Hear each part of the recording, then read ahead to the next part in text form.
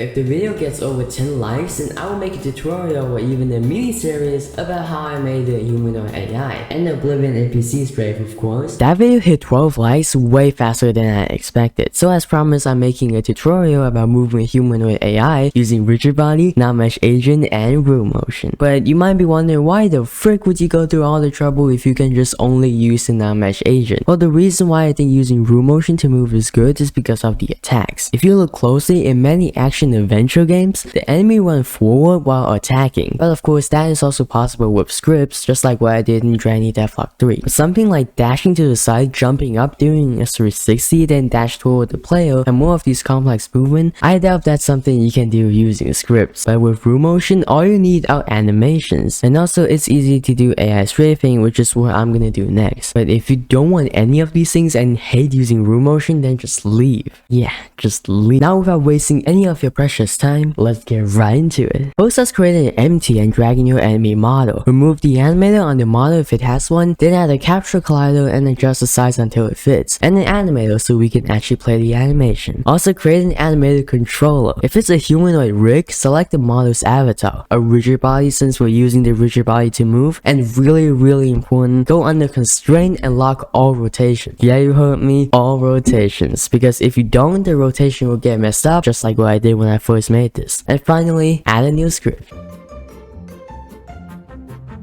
Now that our empty is done, it's time to add another empty. No, don't panic. All we have to do is reset the transform and add a non-mesh agent component, then adjust the size until it's the same as the capture collider that we added. And now, let's self-program it. First, I'm gonna create a header called AI settings to keep it organized, then add a public non-mesh agent so that we can assign it in the inspector, because the component is in the child object. Then create a float for our stopping distance, so how far from the player the enemy will stop, a game object for the current target, which in this case is the player. And now a private rigid body and animator, these we will assign in the start function, and a float to store the distance to the target. Now in the start function, get the component for the rigid body and the animator, since they're both on the same object as the script. Make sure to disable the agent on the start and set the rigid body is kinematic to false. Now create a new function for handling the movement to keep the code clean, and in the update function, only call it when we have a target. In the movement function, calculate the distance using vector3.distance and pass in the target's position and our position. And if the distance to the target is greater than the stopping distance, we want the enemy to move forward. So simply just set the vertical in the animator to 1. Vertical is the parameter that we haven't created yet. And smooth the value, which is completely optional. I'm just doing it so the animations looks good. And now the rotation. First enable the agent, then call the agent set destination function and pass in the target's position. And finally, set the rotation to the agent's rotation, which is affected by the angular speed in the non-mesh agent component. This setting is basically how fast the AI rotates. And now all we have to do is stop the agent if we are inside the stopping distance. All we have to do is rewrite or copy and paste the code that we wrote and simply change the value to 0. Now for the rotation, we'll be rotating the AI manually when we're not moving, which will be a little more coding. First, get the direction to the target, which we can do by taking the target's position and subtract it with our current position, and set the Y, so the up and down, to 0 so we don't look up and down, which will be really weird. And finally, normalize it. If you don't know what normalize is, it's basically just setting the values of the vector 3 to 0 or 1 or keeping the direction unchanged. And also make the diagonal direction the same as the other direction, so you can imagine like a circle where the radius is the same. But we don't care about that crap right now. And just in case if the direction is 0, then just set it to forward so no changes will be made. And finally, make the AI look at the direction using quaternion dollar rotation and pass in the direction. And I also recommend smoothing the rotation so that the enemy won't instantly rotate toward the player, which looks unnatural. And we'll also set the final part. Set the agent's local position and local rotation to 0, and you're done with the movement script. Now assign the non-mesh agent to agent and the player to current target. Set the stopping distance to 1.5 or whatever you want. And just in case, set the stopping distance and the non-mesh agent also to 1.5, even though usually we won't be using it. Now go in the animator control controller and create a new parameter. Then name it exactly the same as the name in the script, so vertical. Just copy and paste it. Next, right click and create a new blend tree and name it movement. Now open it, and for the blend type, 1D will work perfectly for now since we haven't added strafing yet. Now create a new motion and select an idle animation and turn off automate threshold. Now create another motion and select or drag in the walk or run animation with root motion. There are many places where you can get animations with root motion for free. Mixamo is a good example, and in most of the movement animation, there will be an option for root motion. To see if an animation is using root motion is really easy. The animation with root motion will move forward and the animation without root motion will walk in place. And finally, make sure the threshold for the idle is set to 0 and the running is set to 1. And now if you play the animation and then adjust the vertical parameter, you can see the animation transitioning from idle to running, which means it's working. Very cool. And now all you have to do is enable root motion in the animator, right? Well, that will work if you're not using rigid body, but we want to use rigid body to move, so we have to do just a little more coding. Now let's create the onAnimator move function. In there, create a new vector3 to store the animator's delta position, and now set the y to 0 so we will move up and down. Then create another vector3 and set it to the delta position divided by time.delta time, and set the velocity.y to rigid body's velocity.y so that y won't be changed. And finally, set the rigid body's velocity to velocity, and now the coding is completely finished. Now go to Windows, AI, and Navigation, then adjust the radius and height so it's the same as our agent. And I'm also gonna lower the step height since the rigid body can walk on stairs. Now make sure the environment and its children is set to static. Now go back to Navigation and hit Bake. And when it's done, you can see a blue thing on the ground that shows if the place is walkable or not. You can also go to a specific object and change the area to walkable or non-walkable. And with all that done, you're good to go. As you can see, the agent will walk around object and find the shortest path to you as expected. That's it for this video. I hope you enjoyed it. I know I did, and do be sure to drop a like and subscribe to the channel. Goodbye.